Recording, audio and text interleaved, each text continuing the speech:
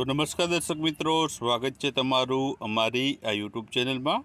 તો આજના વિડીયોમાં આપણે છે 21 જાન્યુઆરીથી લઈને 31 જાન્યુઆરી સુધીના અગત્યના કરંટ અફેર્સના પ્રશ્ન આ વિડીયોમાં જોવાના છે।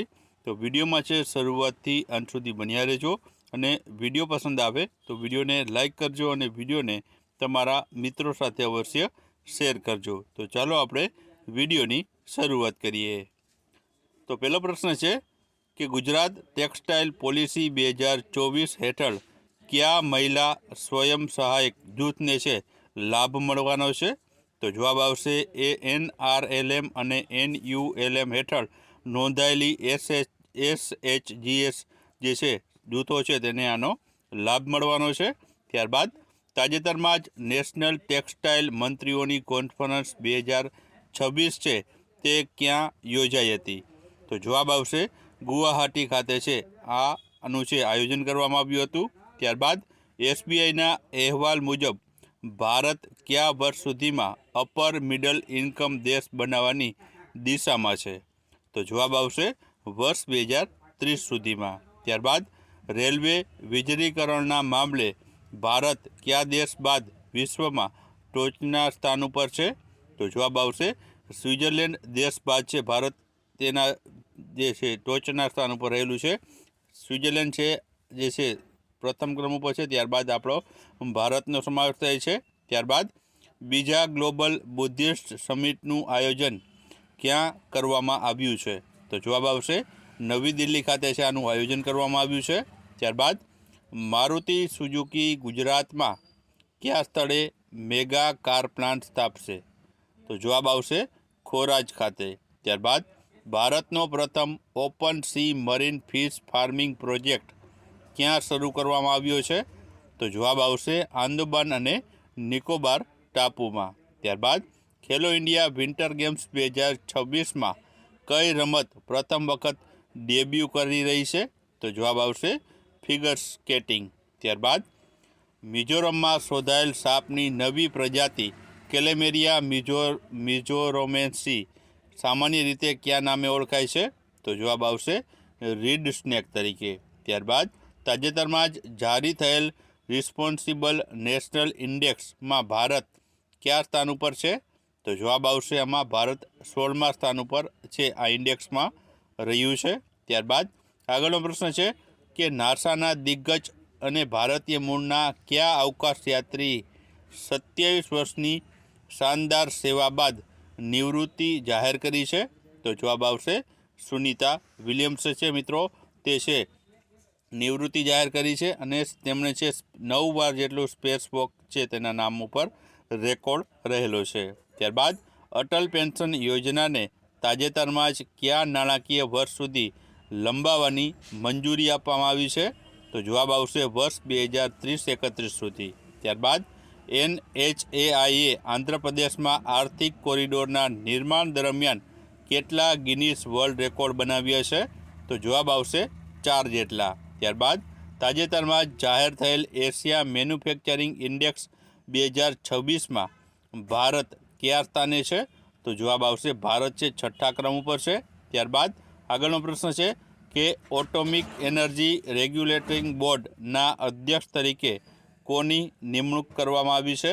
તો જવાબ આવશે AK બાલસુબ્રમણ્યમ છે તેઓની નિમણૂક છે તે કરવામાં આવી છે। ત્યારબાદ આગળનો પ્રશ્ન દર વર્ષે રાષ્ટ્રીય બાલિકા દિવસ ક્યારે મનાવવામાં આવે છે? તો જવાબ આવશે 24 જાન્યુઆરીના રોજ। ત્યારબાદ ગુજરાતના કયા અભયારણ્યને ભારત સરકારના રીછ સંવર્ધનના રાષ્ટ્રીય કાર્યક્રમમાં સામેલ કરવામાં આવ્યું છે? તો જવાબ આવશે જેસોર રીછ અભયારણ્ય। ત્યારબાદ વર્ષ 2026 માટે વ્યક્તિગત શ્રેણીમાં સુભાષચંદ્ર બોઝ આપદા પ્રબંધન પુરસ્કાર કોને આપવામાં આવ્યો છે? તો જવાબ આવશે લેફ્ટનન્ટ કર્નલ સીતા અશોક શેલ્કેને।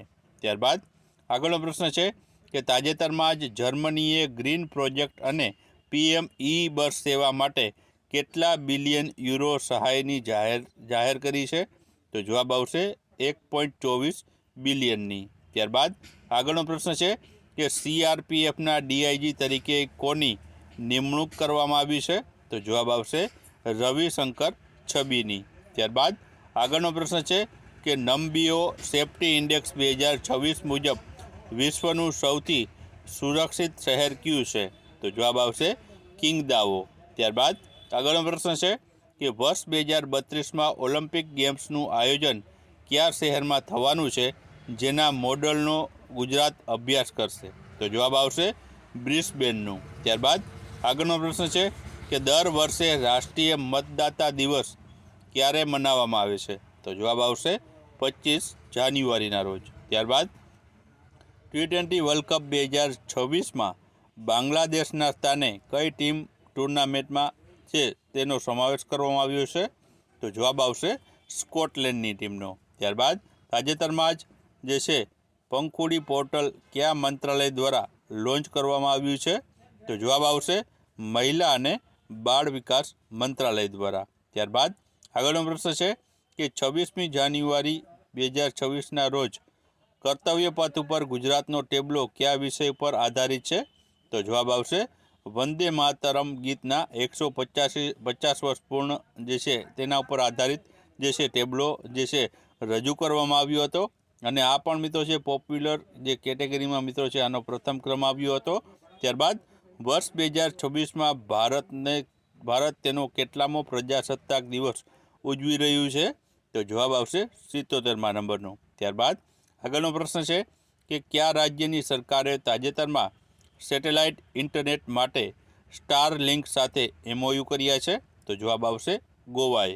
ત્યારબાદ તાજેતરમાં જ ઇઝરાયેલે સંયુક્ત રાષ્ટ્રની કેટલી એજન્સીઓમાંથી બહાર નીકળવાની જાહેરાત કરી છે?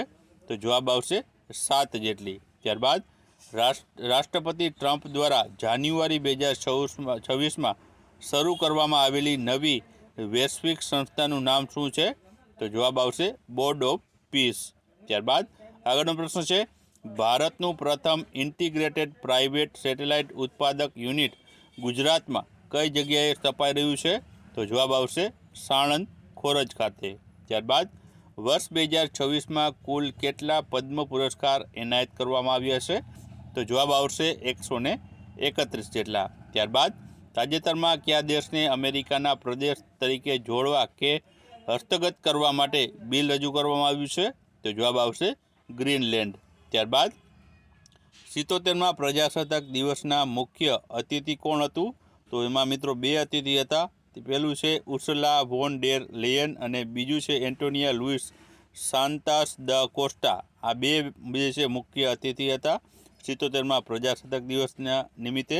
ત્યારબાદ ત્રિપક્ષીય કોસ્ટગાર્ડ કવાયત એટલે કે ભારત, શ્રીલંકા અને માલદીવની જે દોસ્તી 17 કયા દેશ દ્વારા હોસ્ટ કરવામાં આવી હતી? તો જવાબ આવશે માલદીવ દ્વારા. ત્યારબાદ આગળનો પ્રશ્ન છે કે સંસદમાં સાંસદો માટે નવી ડિજિટલ હાજરી સિસ્ટમ કયા સત્રથી અમલમાં આવશે? તો જવાબ આવશે બજેટ સત્ર 2026થી. ત્યારબાદ નેશનલ કેડેટ કોર્પ્સ એટલે કે NCC ઓફિસ ટ્રેનિંગમાં ગોલ્ડ મેડલ જીતનાર પૂર્વોત્તર ભારતના પ્રથમ વ્યક્તિ કોણ છે? તો જવાબ આવશે લેફ્ટનન્ટ ડૉક્ટર KM સુધા. ત્યારબાદ માનવતાવાદી સહાય રૂપે ભારતે અફઘાનિસ્તાનને કેટલા ટન કેન્સરની દવાઓ મોકલી છે? તો જવાબ આવશે 7.5 ટન. ત્યારબાદ વર્ષ 2026માં અશોક ચક્રથી કોને સન્માનિત કરવામાં આવશે? તો જવાબ આવશે ગ્રુપ કેપ્ટન શુભાંશુ શુક્લાને. ત્યારબાદ રાષ્ટ્રપતિ દ્રૌપદી મુર્મુએ ભારતીય સશસ્ત્ર દળોના કેટલા કર્મચારીઓ માટે વીરતા પુરસ્કારની મંજૂર કર્યા છે? તો જવાબ આવશે 70 જેટલા. ત્યારબાદ આગળનો પ્રશ્ન છે કે નમો લક્ષ્મી યોજના હેઠળ ધોરણ 9થી 12ના અભ્યાસ દરમિયાન કુલ કેટલી આર્થિક સહાય આપવામાં આવે છે? તો જવાબ આવશે 50,000 જેટલી. ફ્રાન્સનું નવું બિલ કેટલા વર્ષથી ઓછી ઉંમરના બાળકો માટે સોશિયલ મીડિયા પર પ્રતિબંધ મૂકે છે? તો જવાબ આવશે 15 વર્ષથી જે છે નાના બાળકો માટે. ત્યારબાદ ટાઈમ્સ હાયર એજ્યુકેશન રેન્કિંગ 2026 મુજબ કોમ્પ્યુટર સાયન્સમાં ટોચના 100માં સ્થાન મેળવનાર એકમાત્ર ભારતીય સંસ્થા કઈ છે? તો જવાબ આવશે IISc બેંગલુરુ.